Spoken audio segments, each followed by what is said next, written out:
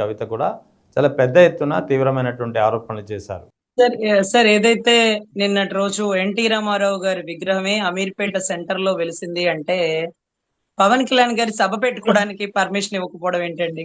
అంటే విగ్రహాన్ని ఇది ఆంధ్ర వాళ్ళు, ఇది తెలంగాణ వాళ్ళు, వీళ్ళ విగ్రహాలు ఉండకూడదు అంటూ తెలంగాణ ఉస్మానియా యూనివర్సిటీ స్టూడెంట్ గాని, తెలంగాణ సాయుధ ఏదైతే కొంతమంది ఏదైతే తెలంగాణ పోరాట సమితి గాని వీళ్ళందరూ కూడా ప్రశ్నిస్తున్నారు.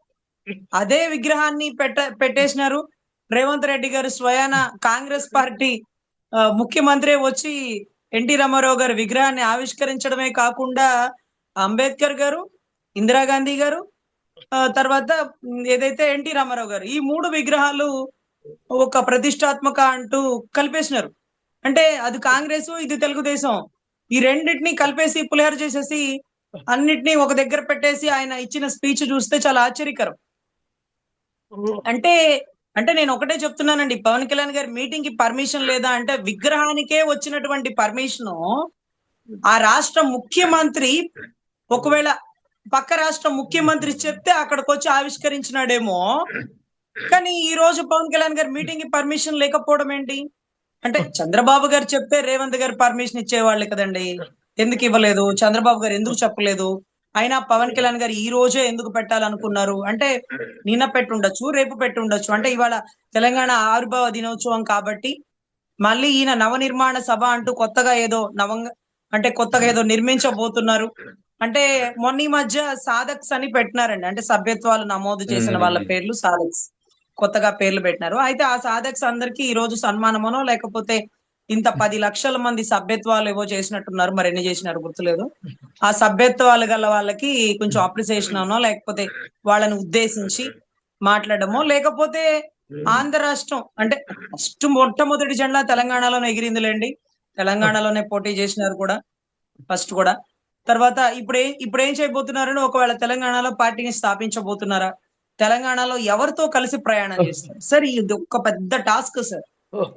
అసలు సింగిల్ గా వెళ్తారని ఎందుకు అనుకోరు అంటే, అరే ఆంధ్రాలోనే ఎప్పుడు ఆయన సింగిల్ గా పోలే అంటే ఒకసారి పోయినారు కదా అని మేము అంటాం, అది పోయారని మీరు అంటారు, అప్పుడు కూడా కలిసే ఉన్నారని మేము అంటామంటారు వాళ్ళు. సో ఎనీవే చూద్దాంలేండి. ఎందుకే అంటే ఏమంటున్నానంటే, చంద్రబాబు గారు తలుచుకుంటే ఆ సభకి పర్మిషన్ వచ్చి ఉండేది, కానీ చంద్రబాబు గారు ఎందుకు తలుచుకోలేదు?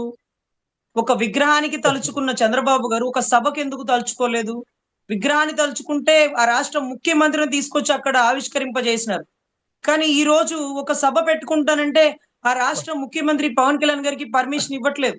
నిన్నటి రోజు కవిత గారు అన్నారు, మీ రాష్ట్ర నాయకుల విగ్రహాలన్నీ ప్యాక్ చేసి తెలంగాణకి పార్సిల్ చేస్తాను, తర్వాత పళ్ళు రాలిపోతాయి, తర్వాత అప్పుడు చెగువీర అన్నాడు, ఇప్పుడు సనాతని అన్నాడు, అప్పుడు లెఫ్ట్ అన్నాడు, ఇప్పుడు రైట్ అన్నాడు. ఇవన్నీ కూడా చాలా మాట్లాడడం జరిగిందండి. పొన్నం గారు అయితే, ఏమయ్యా మీ ఆంధ్ర రాష్ట్ర కొబ్బరి చెప్పుట్లకి మా తెలంగాణ వాళ్ళ దిష్టి తగులుతుందా, ఏం మాట్లాడతావా నువ్వు అంటూ ఆయన కూడా చాలా ఘాటైన విమర్శలు చేసినారండి. సో ఇక్కడ ఈ సభ జరిగేటప్పుడు మరి ఎన్ని ఇబ్బందులు ఎదుర్కొంటారో, అంటే ఇప్పుడు మీడియా డైవర్షన్ చేయాలండి.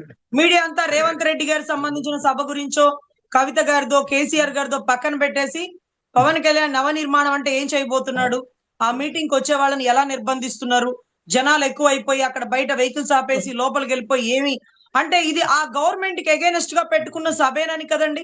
అంటే ఇదే మా ఆంధ్ర రాష్ట్రంలో సుగాలి ప్రీతి తల్లి తన బిడ్డకి జరిగిన అన్యాయానికి సెక్రటేరియట్ వరకు వస్తాను, వీల్ చైర్ యాత్ర అంటే పర్మిషన్ ఇవ్వలేదండి. అదేంటది?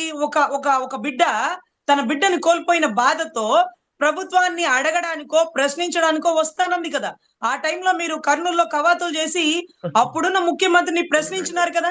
ఆ స్వేచ్ఛను మీకు ఎవరు ఇచ్చారు? అప్పుడున్న ముఖ్యమంత్రి ఇచ్చినట్టే కదా. ఈ రోజు ఆ ఆడబిడ్డకి తోడు ఎవరు రారు, ఆ ఆడబిడ్డ వెళ్తుంది, ఎవరో 4-5 పోతారు, అంతే కదా.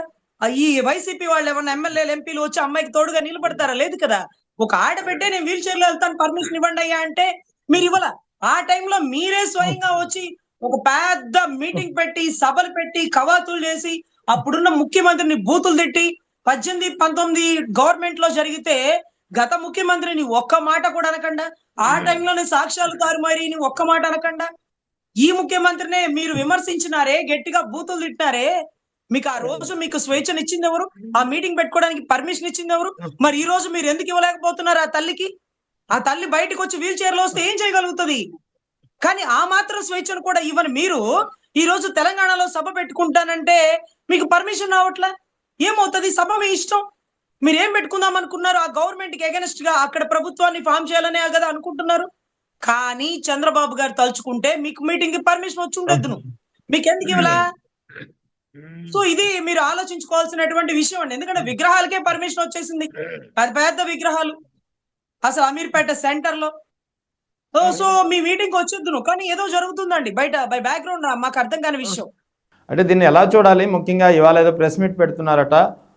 తెలంగాణలో ఆయన జోక్యం, మీ జోక్యం ఏంటి? మీ డిప్యూటీ సీఎం ఆంధ్రాకి మీ పని మీరు చూసుకోండి అని చెప్పి పొన్నం ప్రభాకర్ లాంటి వ్యక్తులు వార్నింగ్ ఇచ్చినటువంటి పరిస్థితి. సార్ ఇవాళ ఆయన ఇల్లో మరి ఆఫీసో తెలియదండి. ఆ గచ్చిబౌలిలో ఉంటదట. అక్కడ పెడుతున్నారు సభ. అంటే పెద్ద సభకి పర్మిషన్ ఇవ్వలేదు కాబట్టి వాళ్ళ ఆఫీస్ లో మీటింగ్ లో ఆ మీటింగ్ కెపాసిటీ అంటే ఎంతమంది అక్కడ సీట్ ఆక్యుపేషన్ ఉందో, ఎంతమంది రాగలరో, వాళ్ళందరికి ఏమి దిశానిర్దేశం చేస్తారో ప్రెస్ మొత్తం కవర్ అవుతది కాబట్టి ఈ రాష్ట్రంలో తెలంగాణ ఆవిర్భావంలో తెలంగాణ ఏదైతే ఎంతమంది ప్రాణార్పణ చేసినారో వాళ్ళ గురించి మాట్లాడడం పక్కన పెట్టి ఈ రోజు నవనిర్మాణ సభ గురించి డిస్కషన్ జరుగుతుందేమో. అందులో ఈవినింగ్ 8 కేదో అన్నారండి మీటింగ్. మీడియా మొత్తం అటెన్షన్ అక్కడే పెట్టేస్తుంది. మా తెలంగాణలో మీరు మీటింగ్లు ఏంటి? ఈ టైంలో మీ అటెన్షన్ ఏంటి? ఇదే రోజు ఎంతో మంది చనిపోయి మాకు స్వాతంత్రం వచ్చిన రోజని వాళ్ళు భావిస్తుంటే ఇదే రోజు పెట్టుకోకపోతే నెక్స్ట్ డే పెట్టుకోవచ్చు కదండి. నిన్నటి రోజు పెట్టుకోవచ్చు కదా. ఏమో ఆయన కూడా గొడవలకి రేకెత్తే పర్సన్ లాగా ఇదే టైంలో చేయకపోతే ముందో వెనకో పెట్టొచ్చు కదండి. అంటే పోటీ నువ్వెంత అంటే నేనెంత అని మాట్లాడుకుంటే గొడవ పెద్దదైపోతుంది. గొడవ పడే వాళ్ళేమి శత్రు దేశస్తులు కాదు, పాకిస్తాన్ వాళ్ళే కాదు, మన వాళ్ళే. మన మూలాలు కూడా అక్కడే ఉన్నాయి. మనం వాళ్ళతో కొట్లాడడం ఎందుకు? కన్వీనియంట్ గా పెట్టుకుంటే సరిపోతుంది కదా. మనం ఏమని కొట్లాడుతాం? ఈ రోజు తెలంగాణలో పొన్నం గారు, కవిత గారు వీళ్ళందరూ మిమ్మల్ని విమర్శిస్తున్నారు. మీరు అక్కడే మొదట నిలబడ్డారు. మీ అంకురార్పణ అక్కడే. సరే ఇక్కడ పుట్టాం అక్కడ పుట్టామని మా ఆంధ్ర రాష్ట్రంలో నానా ప్లేసులు చెప్పినప్పటికీ మీ ఆస్తులు మాత్రం అక్కడే ఉన్నాయి. మీ కుటుంబాలు, మీ బిడ్డలు, మీ స్కూళ్ళు మీకు బాగా లేకపోతే ట్రీట్మెంట్ ఇచ్చేది కూడా అక్కడే. నిన్నటి రోజు కవిత గారు కూడా అదే అన్నారు. మీకు గుర్తుందో లేదో. మీకు మీకు మీకు అనారోగ్యాలు వస్తే మీరు మా రాష్ట్రానికి వచ్చి ట్రీట్మెంట్ తీసుకుంటారయ్యా? మీ రాష్ట్రంలో మంచి హాస్పిటల్స్ లేవా? సరే మీరంటే డబ్బు పెట్టుకొని వచ్చారు. పాప మీ రాష్ట్ర ప్రజలు ఎట్లా వస్తారు? అయినా మీ రాష్ట్ర రాజధాని చూసుకోండి. వచ్చేది వర్షాకాలం, మొత్తం మునిగిపోతది. దాన్ని తోడుకొని నీళ్లు కృష్ణలో పోసుకోండి, అది కట్టుకోండి అంటూ కూడా ఘాటైన విమర్శలు చేస్తూ 2.0 కవిత అంటూ కూడా చెప్పడం జరిగిందండి. సో ఇది ఎంత దూరం పోతుందో, మాటల యుద్ధమేనా లేకపోతే జరగబోయేది ఇంకేలా ఉంటుంది?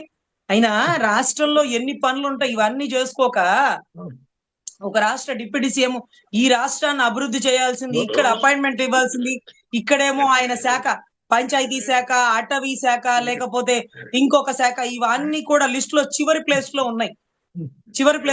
రాబోయేది గోదావరి పుష్కరాలు. నిన్న మొన్న గోదావరి జలాలు కలుషితం అవుతున్నాయి అంటూ అక్కడ మీటింగ్ పెట్టారు. ఈ హడావుల్లో మళ్ళీ తెలంగాణకి వెళ్ళి పాపం ఆవిర్భావ సభ అంటారు, ఇంకొక నవనిర్మాణ సభ అంటారు. మేము అది కూడా తప్పనమాట సార్. అంటే వాళ్ళకి గొడవలు పెట్టేలాగా ఈ రోజే ఎందుకు, రేపెందుకు కాకూడదు, ఎల్లుండి ఎందుకు అవ్వకూడదు? సో ఇది చాలా ఆశ్చర్యకరం అండి. దీని ఆంతర్యం ఏంటో ఇంకా వారికే తెలియాలి, ప్రబుద్ధులకి. సరే, ఇక